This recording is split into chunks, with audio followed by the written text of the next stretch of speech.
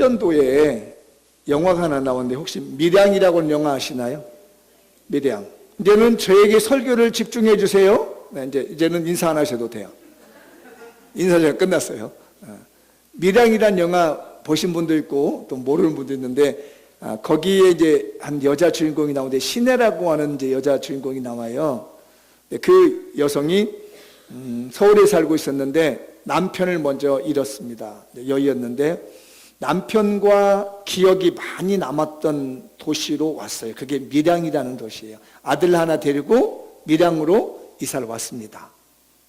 그런데 밀양에서 어떤 일이 벌어졌냐면 그 아들이 유괴를 당했어요. 근데 유괴범이 이 아들을 죽였습니다. 살해를 한 거죠. 그래서 그 유괴범 살해범이 잡혀서 감옥에 갇혔습니다. 그때 마침 교회에서 전도를 했습니다. 이 신혜라고 하는 여인에게 전도를 했는데 이 여인이 예수를 믿었어요.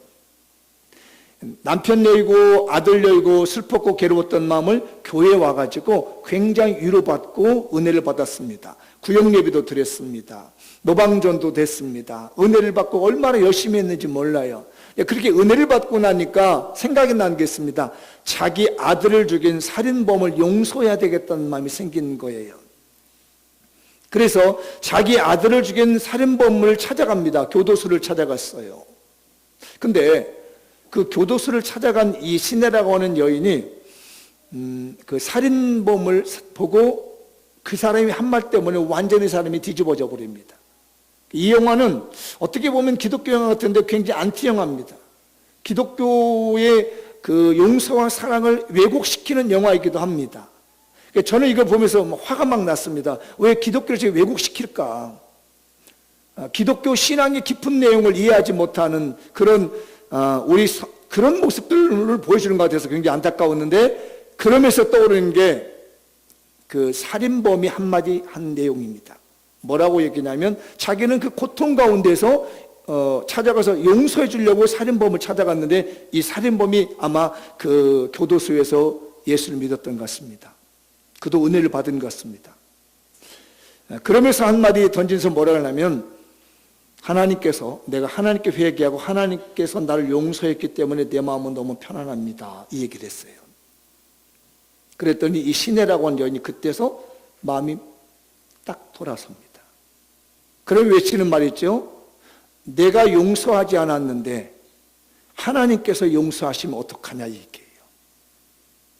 이러면서 이 여인이 완전히 돌아서 버립니다. 그래서 예배당에 예배 드릴 때 노래를 들었습니다. 거짓말이야, 거짓말. 이 노래를 뒤다 틀어놓는 겁니다. 예배당에서 예배를. 방금 전까지는 용서하겠다고 하고 은혜 받고 구역 예배를 드리고 노방전도 하던 이 여인이 그 말 한마디에 바뀌어가지고 예배당에서 예배 드리면 거짓말이라는 노래를 틀어놓기 시작했습니다. 그러더니 그 교회 장로님을 꼬셔가지고 동침하게 되는, 그런 내용들로 이야기가 전개되는 내용 중에 제가 볼 수가 없었는데 한 가지 제가 여기서 우리 기독교인들이 조심해야 될 부분이 있다. 그러니까 진정으로 하나님께 용서를 받은 사람이라면 하나님이 용서하든 내가 용서하든 상관없이 용서가 되는 것이 기독교의 진리의 사랑이고 용서인 거예요. 근데 이것을 관가하고 있더라고요. 그런데 그런 것들은 다 덮어두고도 우리를 질타하는 것 중에 하나가 뭐냐면 그 살인범이에요. 그 살인범이 용서해 주겠다고 찾아온 그 여인에게 무릎을 꿇고 잘못했습니다, 내가 용서를 구합니다라고 했어야 된다는 거예요. 그런데 사람에게 용서를 구하는 건 모두 다 덮어버리고 나는 하나님께 용서를 받았기 때문에 내 마음이 평안합니다라고 한다는 말. 그러면 아들을 잃은 여인의 마음은 어떻게 하라는 말이냐는 얘기입니다. 우리가 여기서 기독교인의 마음을 잘 보셔야 됩니다. 우리 기독교인들은요, 이 실수 많이 합니다. 내가 사람과의 관계에서 나빠졌는데 내 마음 하나 편하자고 하나님께 용서를 구하고 설교에 은혜 받았다, 기도에 은혜 받았다, 응답 받았다, 찬양에 은혜 받았다 하면서 나만 얼굴 밝게 있으면 이건 가짜라는 얘기예요. 사람과의 관계가 안 좋으면 하나님과의 관계 이전에 누구와 관계를 풀어야 되냐면 사람과의 관계를 먼저 푸는 것이 신앙인의 마음의 자세요, 기독교의 성경적 신앙의 자세라는 것을 일러주는 겁니다. 우리 장미원교회 성도들여, 이 점을 기억해 주십시오. 그것을 다루고 있는 본문의 말씀이에요. 오늘 본문의 내용이 그 부분을 다루고 있습니다. 오늘 설교는 레위기 5장 우리가 읽었던 14절부터 19절까지고요. 실제적으로는 6장 1절부터 7절까지 이어져 있는 내용이 오늘 속건제라고 하는 내용입니다. 그러니까 사람과의 관계, 하나님과의 관계를 풀어가는데 필요한 내용이 우리가 읽은 본문의 내용 그 너머도 있어요. 근데 제가 앞에 부분만 읽고 뒷부분은 안 읽었는데 설교의 중점 부분은 레위기 6장 1절에서 7절까지가 중점적으로 나오게 될 거고, 우리가 읽었었던 레위기 오늘 4장 14절과 19절에 있는 내용도 약간 다루고 나가겠습니다. 그래서 오늘 우리가 하나님 앞에서 회복해야 될 그 기독교 신앙, 양심, 성경적 기독교 신앙의 양심의 마지막 부분은 이 속건제를 현대적으로 어떻게 의미를 찾을 것인가, 구약이 말하고 있는 속건제는 무엇이며 그 속건제가 오늘 현대적으로 이해될 때는 우리가 어떻게 받아들일 것인가에 대해서 오늘 설교의 중점적으로 다뤄볼까 합니다. 읽어보도록 하죠. 시작. 사람에게도 반드시 배상하고 용서를 구해야 합니다. 한 번 더 시작. 사람에게도 반드시 배상하고 용서를 구해야 합니다. 제가 문장을 쓰면서 사람에게 반드시라고 말하지 않고 사람에게도라는 말을 썼습니다. 왜 그랬을까요? 하나님에게만 사람들이 용서를 구한다는 거예요.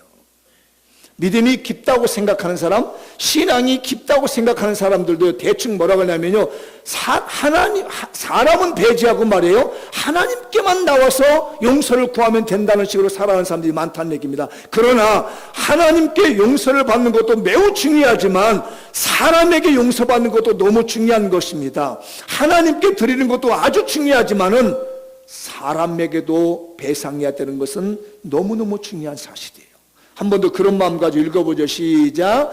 사람에게도 반드시 배상하고 용서를 구해야 합니다. 6장 한번 읽어보죠. 2절 말씀과 5절인데요. 시작. 누구든지 여호와께 신실하지 못하여 범죄하되 곧 이웃에게 맡긴 물건이나 전당물을 속이거나 도둑질하거나 착취하거나 사실을 부인하거나. 하나님 것이 아니죠. 누구요? 이웃입니다. 이웃의 물건을 훔친 거예요. 그랬을 때 5절 시작. 그 거짓 맹세한 모든 물건을 돌려보내되 곧 그 본래 물건의 5분의 1을 더하여 돌려보낼 것이니 그 죄가 드러나는 날에 그 임자에게 줄 것이다. 여기 보면은 그 죄가 드러난 날은 말은 무슨 얘기냐면요, 전에는 이게 나쁜지를 모르겠다는 얘기예요. 그때는 그런 상황일 수밖에 없기 때문에 했다는 얘기입니다. 상황이 어쩔 수 없었는데 어느 날 보니까 이거 너무 잘못했구나 라고 깨달아지는 그날. 그러면 그 이전에, 내가 깨달아지기 이전에는 죄가 아니었느냐? 죄였습니다. 잘 구분하세요. 내가 잘못을 했는데도 내가 깨달아지지 못했기 때문에 내가 죄가 없다, 그게 아니에요. 깨달아지기 직전에도 다 죄였지만 어느 날 이게 잘못됐구나 라고 깨달아진 그날에 어떻게 이 문제를 처리할 것인가 라는 문제가 속건제 문제예요. 이해되셨나요? 근데 우리가 구분이 잘 안 되는 게 뭐냐면 구약성경을 보면 속죄자라는 말이 있어요. 들어보셨죠? 속죄자가 있고 또 속건제라는 말이 있어요. 이게 차이가 비슷비슷해가지고 무슨 말인지 잘 모른다는 얘기입니다. 속죄자는 뭐냐면 하나님의 율법의 말씀을 어긴 것을 용서받을 때 드리는 제사가 속죄제. 하나님의 계명의 말씀을 어긴 것은 이걸 용서받을 때 속죄제를 드린다고 그래요. 그래서 내가 하나님 앞에서 누구를 미워하지 말라겠는데 미워했다. 하나님 계명을 어긴 거잖아요. 그럼 속죄제를 드린 겁니다. 그러나 속건제는 뭐냐면 물건에 관련된 겁니다. 하나님의 물건이라든지 사람의 물건을 손해를 끼치게 되면 손해배상을 해주는 제사가 속건제예요. 이해되셨나요? 속죄제와 속건제 구분하셨나요? 속죄제는 잘못한 계명을 있을 때 용서받는 죄가 죄제고, 속건제는 하나님의 물건이나 사람의 물건에 손해를 끼치면 그대로 배상해 주는 것이 속건제란 말이에요. 그게 하나님의 것이면 하나님에게, 사람에게 것이면 사람에게라는 겁니다. 이게 속죄제와 속건제의 차이점 이해하셨으면 아멘. 그렇습니다. 근데 이 속건제는 보면은요, 두 가지가 나오는 거예요. 우리가 읽었었던 그 속건제를 보면 아까 방금 읽었잖아요. 레위기 5장 14절 19절을 보면 이게 하나님의 성물에 대한 문제가 터진 겁니다. 하나님의 물건, 그러니까 교회의 물건이라는 거예요. 그 당시에는 성막이 있는 물건이라든지 혹은 성전에 있는 물건. 보세요. 누가 이거 잘못해가지고 이걸 망가뜨려서 이 성전에 있는 이 꽃꽂이를 망가뜨려서, 아니면 이 받침대를 망가뜨려서, 아니면 헌금함을 부셔뜨렸어요. 이럴 때 어떻게 하겠느냐는 얘기예요. 내가 신앙생활하다 쓰다 보니까 이 스피커가 망가졌습니다. 내가 잘못해가지고. 그럴 때 하나님의 물건이라는 얘기예요. 어떻게 하느냐? 이거 새 거 사다 놓는 거예요. 쓰던 것 중고품 똑같은 거 갖다 놓은 것이 아니라 원래 가격대로 똑같은 가격을 하고 가산세 20%를 더해서 드리는 겁니다. 그리고 난 다음에 어떻게 하느냐? 내가 5분의 1을 더한다고 그랬잖아요. 5분의 1이 20%의 가산세예요. 그렇게 하고 어떻게 하냐면 가서 순양 한 마리 잡아다가 하나님께 제물로 드리는 것이 속건제예요. 이해되셨나요? 오늘날로 본다면 무슨 얘기냐? 이걸 망가뜨렸다. 부시 중에 일부러 그런 것이 아니에요. 실수로 망가뜨렸다. 그러면 이걸 사다 놓고 여기 가격에 대한 20%를 드리고 그 다음에 내가 하나님께 회개한다는 마음으로 회개의 예물을 드린다는 말이에요. 성물을 망가뜨렸을 때. 그 당시 그 이스라엘 백성을 그러면 성물을 어떤 정도로 보았냐면 세 가지로 보았습니다. 하나는 하나님께 드린 제물을 안 드렸을 때, 하나는 천예물을 드려야 되는데 안 드렸을 때, 아니면 11조를 떼먹었을 때. 하나님께 드리는 11조를 떼먹었다라고 하면 어떻게 되냐면, 만약에 내가 하나님께 100만 원의 11조를 드려야 되는데 안 드렸다 그러면 20% 가산 얼마요? 120만 원에 대한 11조를 드리고 또 뭘 갖다 드려야 돼요? 양 한 마리 갖다가 잡아다가 드리는 거 이게. 양을 드릴 때는 어떠냐면요, 최소 두서 서너 개를 되는 값어치를 드리는 겁니다. 두서 세 개를요. 왜 그러냐면 이 세겔이라는 말리는 이제 그 중량이에요. 돈으로도 얘기를 하지만 중량의 단위입니다. 옛날에 은을 이렇게 달아서 줬잖아요. 무게를 달아주잖아요. 그런데 이 세겔은 세 종류가 있어요. 좀 어려우니까 집중해서 들으세요. 놓치면 안 됩니다. 성경에는 세겔이 세 종류 있어요. 하나는 일반 세겔이 있습니다. 또 하나는 성소 세겔이 있습니다. 또 하나는 왕궁 세겔이 있어요. 무게를 다는 겁니다. 이렇게 이해하면 됩니다. 제가 질문 한번 해볼게요. 혹시 인천에서 고춧가루 한 근에 몇 그램 줘요? 400g? 원래 통상적으로 한 근 하면 우리는 몇 g이라고 해요? 600g이라고 합니다. 계산하는 거예요. 그러니까 우리 인천 사람들은 무조건 고춧가루 한 근 주세요. 그러면 400g을 달아줘요. 근데 저희 고향에서는요, 고춧가루 한 근 주세요라고 하면 몇 그램 줄 것 같아요? 그의 얘기가 안 해요. 왜냐하면 나한테 시킬까 봐. 알아서 판단해요. 그러니까 보통 상거래가요, 이 동네에서는 여기 한 근이 몇 그램인데 저 동네에 가면은 이게 달라지는 거예요. 그램수가. 이게 바로 뭐냐면은 여기서 말하는 세겔이라는 무게예요. 그러니까 일반인들보다 20%를 더 가산해서 계산하는 게 뭐냐면 성소에 재는 세겔이에요. 이해되셨나요? 근데 왕궁 세겔은 얼마나 주느냐면 일반인들의 2배를 더 많이 주는 거예요. 만약에 왕궁 세겔로 달아주십시오 얘기를 하면은 2배를 더 달아줘야 되는 것이 왕궁 세겔이고, 만약에 일반인으로 세겔을 달으시면 우리가 보통 상거래하고 있는 그걸로 그 무게를 달아주면 되고, 성전의 세겔로 달아주십시오라고 한다면 일반인들이 쓰고 있는 것에 대한 20%를 가산해서 달아주는 것이 성전 세겔이에요. 그래서 성경은 왜 여기다가 성전 세겔에 성소 세겔로 달아가지고 갖다 놓으라는 얘기예요. 무슨 말인지 이게 정리가 되시나요? 만약에 이것이 망가뜨렸다면, 돈을 계산할 때 스피커를 망가뜨렸다면 우리가 일반적으로 쓰고 있는 돈의 계산을 쓰지 않고 성전에서 사용되고 있는 가격을 쳐서 이 물건을 사다 놓으라는 얘기예요. 새 걸로. 그런 다음에 거기다가 미안하다고 20%를 더 준다는 얘기예요. 그걸로 끝나는 것이 아니요, 내 죄를 용서받기 위해서 거기다가 순양 한 마리를 제사장이 가져와서 그걸로 내 마음의 죄를 용서받는 겁니다. 오늘날에는 뭐냐면 다 배상하고 난 다음에 하나님의 물건을, 성전의 물건 다 배상하고 난 다음에 내가 회개의 예물을 드린다는 거예요. 그게 10,000원이 됐든 20,000원이 됐든 50,000원이 됐든 100,000원이 됐든 하나님께 내 마음을 드리는 회개의 예물을 드림으로써 성물을 잘못된 것은 배상으로 끝난다는 얘기입니다. 이해되셨나요? 이게 바로 하나님 성물에 대한 속건제입니다. 그런데 사람과 사람과의 문제가 생긴 배상이 있습니다. 두 번째가요, 사람끼리 인간관계에서 맺어지는 손해를 끼친 일이 있습니다. 잘 들어주세요. 이것을 오늘 현대적으로 우리가 이해될 필요가 있습니다. 동일합니다. 내가 사람에게 잘못한 게 있으면 원가 그대로, 새 것 그대로 사다 주는 거예요. 그리고 미안하다고 20% 가산세를 올려주는 겁니다. 만약 100만 원짜리였으면 100만 원 주고 사다 주고 20만 원을 얹어주는 거예요. 미안했습니다.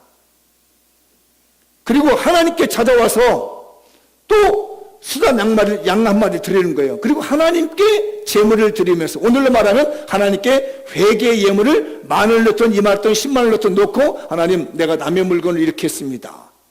그래서 그 잘못한 죄가 오늘 레위기 6장 1절에서 7절을 보면요, 5가지 죄로 나옵니다. 간단하게 한번 그 부분 다뤄보고 갈게요. 여기 5가지 죄가 나와요. 첫째, 읽어보죠. 시작. 남의 물건을 맡았다가 돌려주지 않고 그 사실을 부인한 죄. 남의 건 맡았는데 너 물론 언제 먹겠어? 이런 사람이 있다는 얘기입니다. 시침이 뚝 때리는 사람. 그러면 이게 잘못이다 알고 났다면요, 원래대로 갖다 줘요.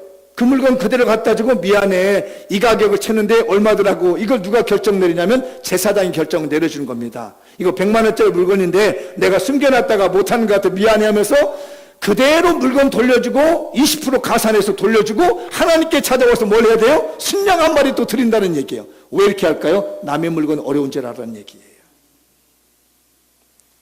하나님의 물건 어려운 줄 알았다는 얘기입니다. 그 다음에 강도질하고 부인하는 사람, 그 다음에 남의 재산을 도둑질하고 그 사실을 부인하는 사람, 남의 재물 강제적으로 탈취해서 그 사실을 부인하는 사람, 마지막 이 모든 것을 덮기 위해서 거짓 증거하는 사람.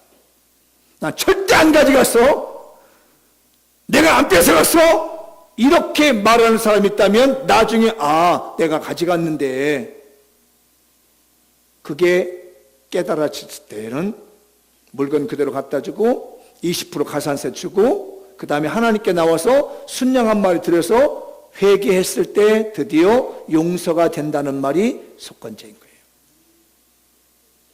이게 성경이 말하는 물건을 배상하는 내용인 겁니다. 그래서 속건제는 손해배상일 거예요. 이 정도 들어주니까 이제 생각나는 일이 이제 자꾸 떠오르죠. 남의 물건 망가뜨리고, 남의 물건 이렇게 남 몰래 갖다 놨다가 잊어버리고, 이런 것들, 뭐 의도적인 건 아니었지만, 예전에 제가 이렇게 승용차, 우리 그 아파트 다니시면서 이런 일이 벌어졌는데, 요즘 얼마 전에 우리 주민투표가 있었어요. 뭐냐면 CCTV를 달자 안 달자 하는 주민투표가 있는데, 보니까 부결됐더라고요. 다른 것에 대해서. 왜 그랬더니 주차장에 뭐 이렇게 사고가 나면 어떠냐 이런 것들 때문에 됐는데 부결이 된 것 같아요. 저희가 제 차가 이제 차가 있는데 우리 독립분이 저를 꽝 부딪혀 놨더라고요. 제 차를. 근데 흔 차라 뭐 이리 부딪히다. 저도 그냥 놔둬요. 어제는 병원에 갔더니 제가 분명히 운전석에 앉아 있는데 어느 노부부가 운전을 하더니 뒤에 제가 분명히 눈 뜨고 보고 있는데도 뒤에서 꽝 부딪히는 거예요. 그래놓고 미안하다 표도 갖고 이제 가세요. 괜찮니? 근데 아마 내가 좀 세차가 좀 쫓아가서 왜 그냥 내가 이렇게 부딪히고 가세요? 그랬는데 부딪히지 말든지 그랬어요. 그런데 저희 이제 아파트에다 차를 받쳐놨는데 어느 분이 제 차를 이렇게 꽝 부딪혀가지고 그 앞에 범퍼를 이렇게 부서뜨리는 거예요. 전화가 왔습니다. 이렇게 전화 와서 이렇게 범퍼가 이렇게 망가졌네. 어떻게 하지? 걱정하지 말라고. 내가 한번 카세트 한번 가보겠다고. 그래 이제 전화번호를 받아놓고 갔네요. 그래서 카세트 갔더니 목사님, 그 카세트에 제가 목사인 줄 알았잖아요. 목사님 이거 보험 처리하세요 그러더라고요. 아니 나 보험 처리하는 것이 아니라 고칠 수 있으면 고쳐보라고 그랬어요.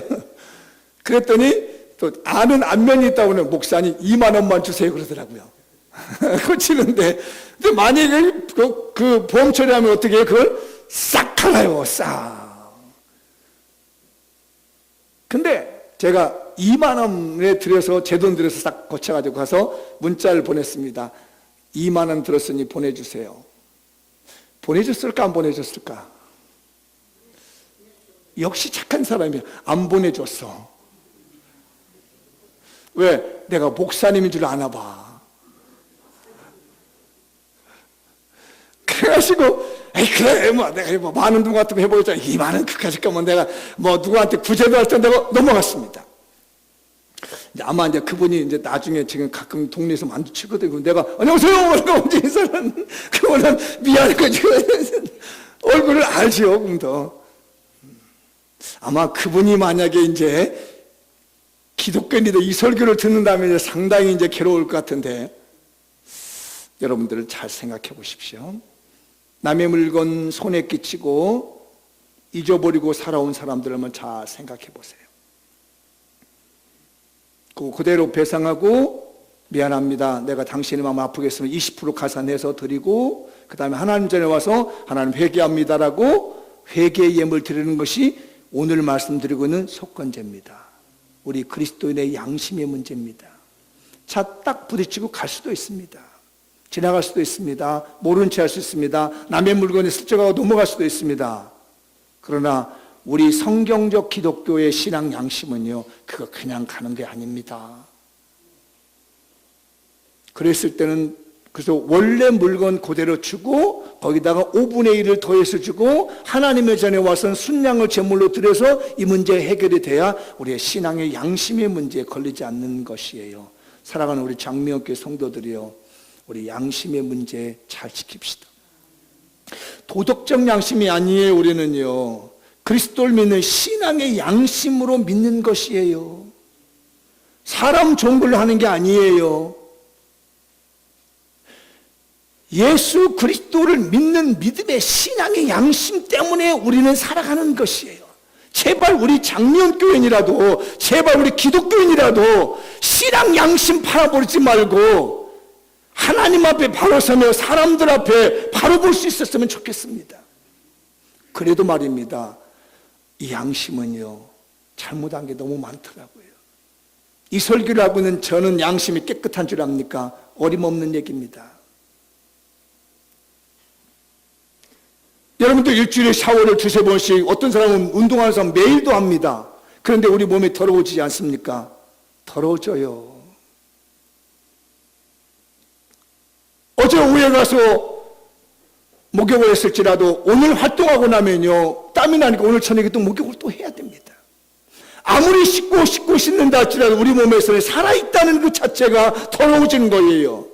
우리가 아무리 이렇게 속건제를 드리며 하나님께 예물을 드리며 사람에게 양심을 바꾸며 그렇게 한다 할지라도 산다는 그 자체가 우리의 양심이 얼마나 오염되는지, 살아간다는 그 자체가 우리의 신앙 양심이 얼마나 더러운지 모른다는 얘기입니다.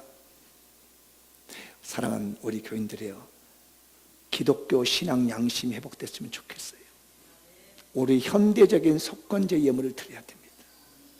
오늘 저녁에라도 혹시 이 설교를 듣는 중이라도 떠오르는 게 있거든요. 당장 가십시오. 당장 가서 갚으시고 더 주고 미안합니다. 그리고 다음 주에 오셔서 하나님, 제가 잊어버리고 있었는데 지난주 오전에 설교를 듣다 보니 아무개 사람이 생각이 나서 갚았사오니 주여 이 모든 일 용서해 주십시오.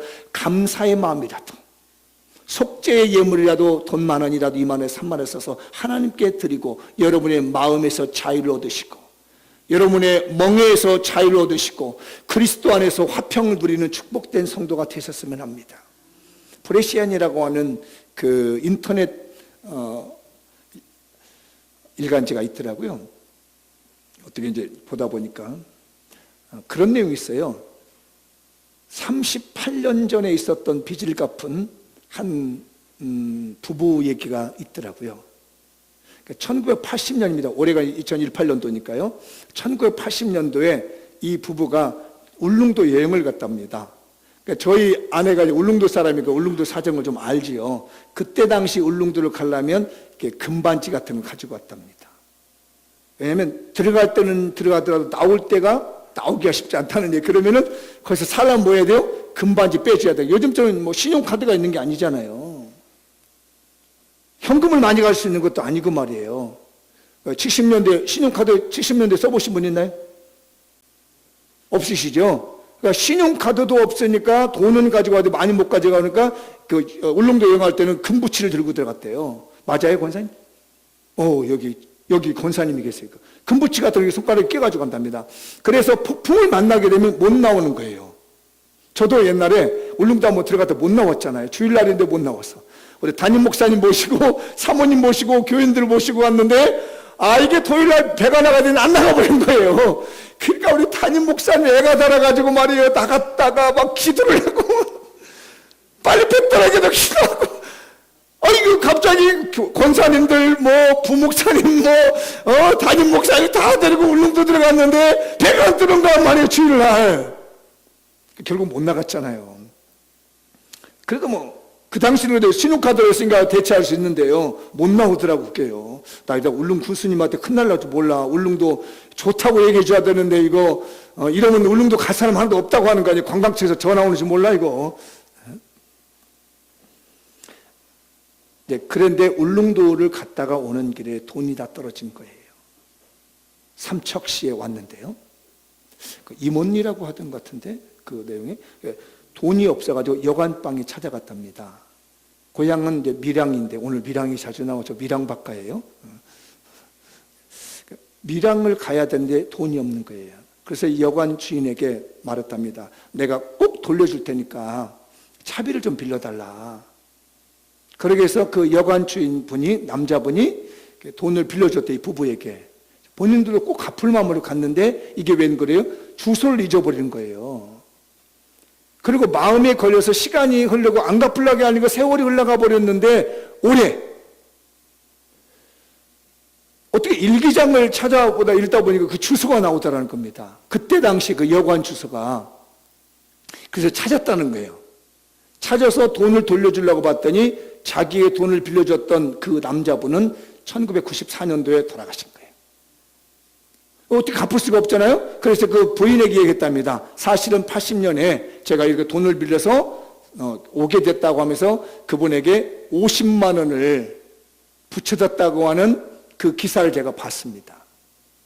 이거는 일반인들이 하고 있는 그냥 선한 도덕심입니다. 도덕 양심입니다. 우리는 어떻게 될까요? 그렇게 하되 우리는 누구의 이름을 가지고? 하나님의 이름을 가지고, 주 예수 그리스도의 이름을 가지고 우리는 이 일을 해야 된다는 얘기예요. 우리 기독교인들이 먼저 나서서 이런 선한 일들을 행하게 되며 현대적 속건제 예물을 드리는 것이 오늘 우리들이 해야 될 일이라는 것입니다. 자비로우신 우리 성도들이요, 은혜로우신 우리 성도들이요, 혹시 생각이 나거든, 오늘 생각이 나거든 묻어버리지 마시고, 여러분들도 현대적인 속건제물을 드리셔서 기독교 신앙 양심을 회복하시기 바랍니다. 저도 마찬가지고요. 저도 개인적으로 그런 경험이 있었습니다.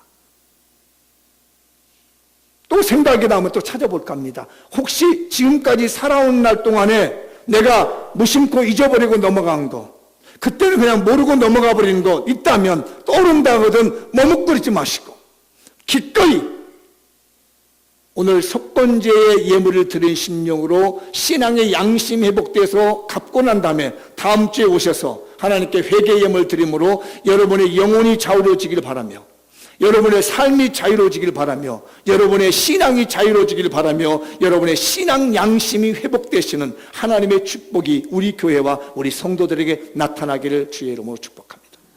마무리를 한번 지어보겠습니다. 읽어보죠. 시작. 하나님,